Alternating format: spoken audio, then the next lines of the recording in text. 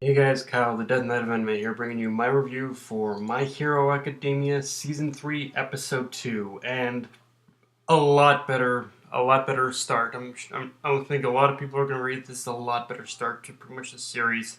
I think, I think the whole recap, honestly, is pretty much for those who, honestly, I think the reason as to why an anime would even create recap like that is to kind of, just to kind of get, is to get people reacquainted with the series because there are people who I think there are people who definitely aren't willing to go through the arduous task of rewatch who aren't willing to go through the arduous task or just don't have the time to go through the in order to go through the first two seasons of My Hero Academia. So I think that was just kind of the way of reintroducing everyone who hasn't revisited this series in a while to just to everything. So yeah, definitely for I can see I guess I can understand a little as to why they would do that. But let's leave that let's leave that first episode in the past and let's talk about this one because this is where the shit really starts doing the fan. And I want to start off by stuff. I want to start off in like correcting myself or at least or at least voicing a bit of a revised opinion I have about the intro, which is that after I listened to the intro, like the song and the song with the visuals and whatnot, a few more times, the song is definitely a little better fit than I thought it was. I still don't think it syncs up to the intro. To pretty much I don't think it syncs up to to pretty much all the visuals in the intro as well as it should. But in certain places, but it's definitely a lot. But it syncs up a lot better than I initially thought it would. Like actually, it like for me, it's really only the very hype and climactic moments that I find the song sinks and lends itself to the visuals almost. But yeah, it's one of those iffy songs for me where sometimes it syncs up with visuals, other times not so much. But it definitely is still a lot better. Like the song itself is definitely a lot better fit than I originally thought it was for sure. Um, Now we start off the episode with a rather cutesy Izuku no Raka scene, and I rarely, if ever, engage in ships. But when it comes to shonen anime, in fact, in fact, for pretty much me, when it comes to ships and shonen, unless there's something that actually kind of solidifies, if there's unless there's something that actually kind of solidifies, like that actually solidifies or supports a couple getting together. Like if there's actually something in the story itself that actually lends itself, I very rarely ship. But like for instance, with pretty much the whole Ed and Winry being childhood friends, or in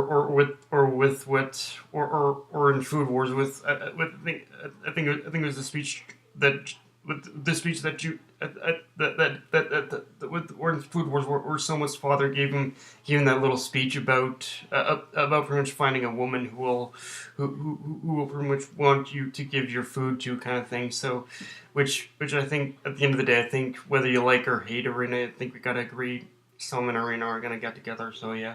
But yeah, like I said, I'm getting off topic. Like I said, unless there's actually something to support a couple, I'm not really that supports a couple actually getting together. I'm not really one to ship, but in this case, but with My Hero Academia, it presents it all in a way where I feel I can let my guard down with the shipping, and I think a lot of that has to do with the fact that it all takes place in a school setting.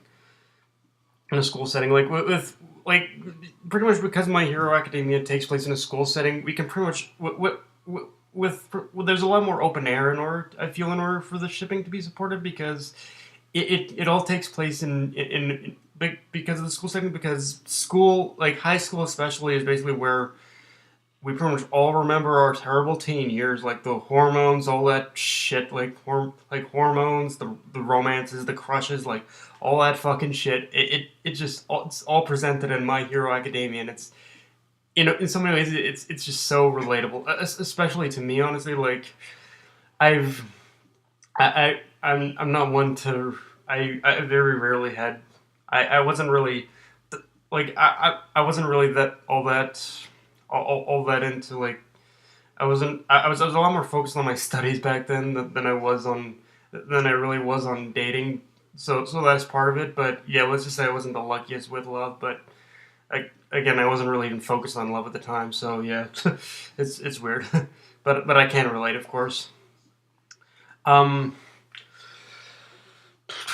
Also, but other than that little cutesy bit with Uraraka and Izuku, we get we get to see Class 1B is going to be part of the training camp as well, and of this new work in the training camp. And I'm torn, because on one hand, there is definitely a lot of great heroes in Class 1B that I want to see more of, and I want to see what they can do. But on the other hand, I remember Monoma is part of Class 1B, and like you all pretty much know my thoughts on Monoma. I think he's a I think he's a I think he's just an arrogant asshole. But hopefully by him getting this focus, because obviously he's going to be one of the one of the main characters in Class 1B. Hopefully by him getting a little more focus, we can see something more than him just being an arrogant ass. Again, like I said, an arrogant asshole. Like, I want to see this guy get a little more development or something. I just can never really get behind this guy. I can't. He's just too much of a crossfuck. He's just too much of a crossfuck for me. He really is. Like, uh, I really want. I just wanted to get. I think part of me just wants him to get past that pretty much that whole superiority complex he has. If he could just ditch the superiority the very crusty superiority complex he has, I'd be fine. Like, I know the creator kind of made him that way for comic relief, but it's actually a little more annoying than it actually is helpful to his character to me. But yeah. But anyway, we after that we switch over to a team of we switch over to basically all students arriving at the training at basically a forest called a forest or a ledge where they meet a group of where they meet two heroes, or a group of two heroes called the Wild Wild Pussycats and a kid named Coda. And I'm not gonna lie, guys, this particular arc, while it does manage to be its own thing, it also takes the most cues from the Zabuza arc of Naruto. So going forward, if you find yourself thinking this story thread seems familiar, don't worry, that's pretty much the reason. Although I will say, I always did like how it added this spin of Koda's feelings being a reflection of that not everyone in this hero society is going to have a hero worship complex mentality, especially the villains, like pretty much like everyone in the League of Villains, and especially Sheik Araki. Like, he's definitely the one with the one who doesn't have any sort of hero complex. Well, I guess in a way he does, but it's more I want to kill heroes complex than an actual I worship heroes complex. But yeah, it is good to know it. With Koda, we definitely see a bit more of a glimpse into that. Not everyone in this society pretty much follows or worships heroes as gods, pretty much, because that's pretty much what this series has done to us, is presented to us, is that it's presented heroes in a way where we pretty much see them as gods almighty, that the citizens in this society worship heroes as gods almighty, and gods almighty that they can do no wrong, or even when they, like, honestly, even when they fail, that they're still worshipped, I think, in a way. So even when they're worshipped, even when they fail at small things, I think they're still worshipped. So it's like, yeah, like heroes just get way too much of a pass in this society. So aside from that, I decided to reread the corresponding chapters to this episode, which was 70 and 71. And it actually adapted the material fairly well. But the one thing to note is that majority of the forest battle was pretty much extended and filler, which in the past I've been very iffy when it comes to bones and filler.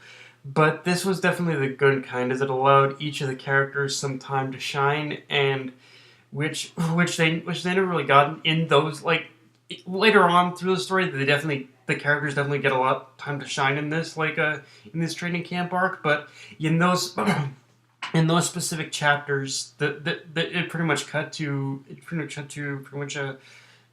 a scene of it pretty much cut to a panel of Izuku punching through pretty much that one rock monster. So it never really. So I guess in that respect, I guess the anime kind of pretty much ended up outdoing the manga in that particular scene, because because the extended stuff actually gave us more time for the other characters to shine. And yeah, I really like, pretty much because this series has such a large cast.